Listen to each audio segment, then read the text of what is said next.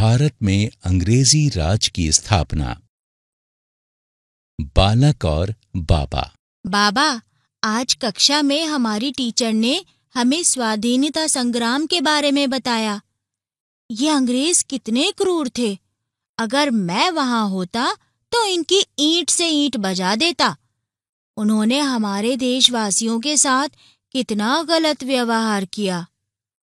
हाँ बेटा, सही कहा। लेकिन ये भी सच है कि हमारे देशवासियों ने डटकर अंग्रेजों का सामना किया और स्वाधीनता हासिल की। लेकिन बाबा, कोई किसी को अपने अधीन क्यों करता है? ये बात मुझे समझ नहीं आती। जब सबके पास अपनी जगह होती है, अपना देश होता है, फिर दूसरे देशों को क्यों अधीन करते हैं? और हमारा देश तो बहुत बड़ा है, फिर इसको अंग्रेजों ने अपने अधीन कैसे कर लिया? बेटा, इसके पीछे भी एक कहानी है।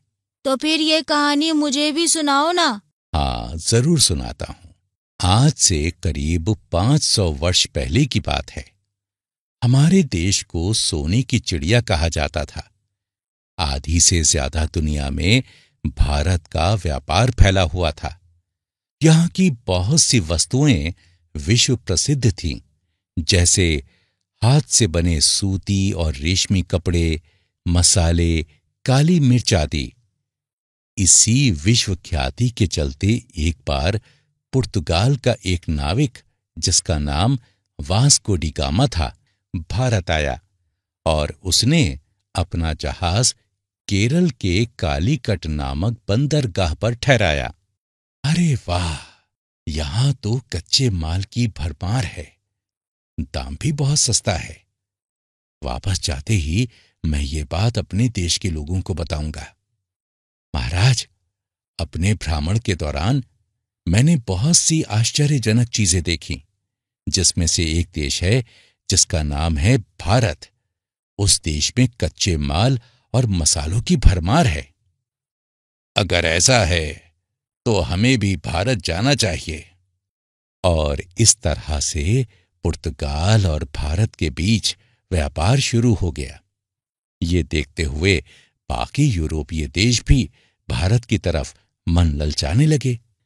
हाँ, अन्य देशों की तरह क्यों ना हम भी भारत के साथ व्यापार करने लगे, जिससे हमें यहां से इतना महंगा सामान खरीदने की जरूरत नहीं होगी। इस तरह से कुछ यूरोपीय देश जैसे हॉलैंड, फ्रांस और इंग्लैंड ने भी भारत के साथ व्यापार करना शुरू कर दिया। और व्यापार के लिए इंग्लैंड की एक कंपनी बनी जिसका नाम ईस्ट इंडिया कंपनी रखा गया। फिर क्या हुआ?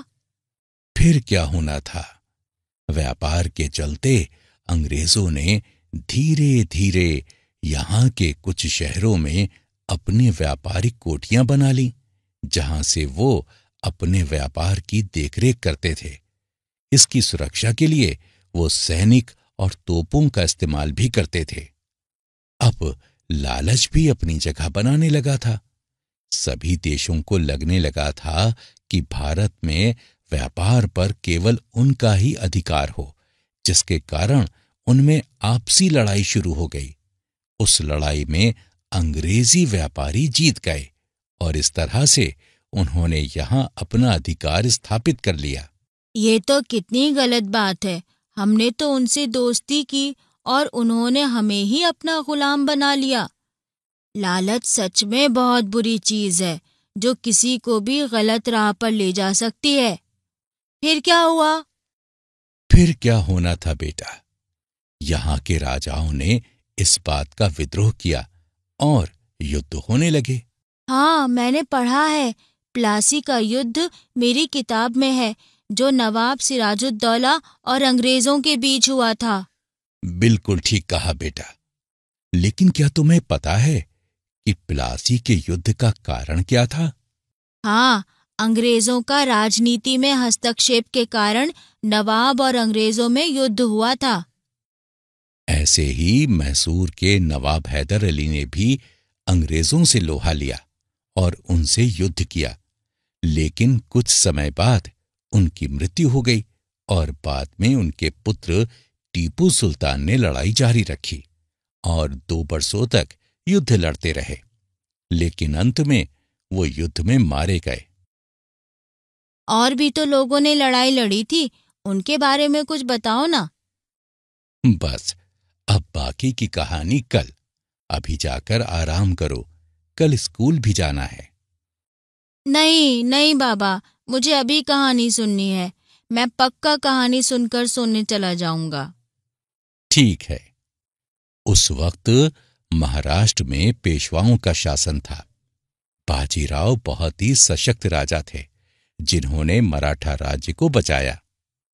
ऐसे ही पंजाब के महाराजा रणजीत सिंह काफी चतुर थे, जिन्होंने कटक, कांगड़ा, मुल्तान और पेशावर तक सिख राज्य का विस्तार किया था।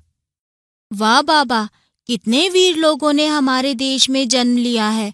मैं भी बड़े होकर उतना ही वीर बनूंगा और देश के दुश्मनों को मार भगाऊंगा। लेकिन बाबा, इतने वीरों के बावजूद भी अंग्रेजों ने अपना विस्तार भारत में कर लिया।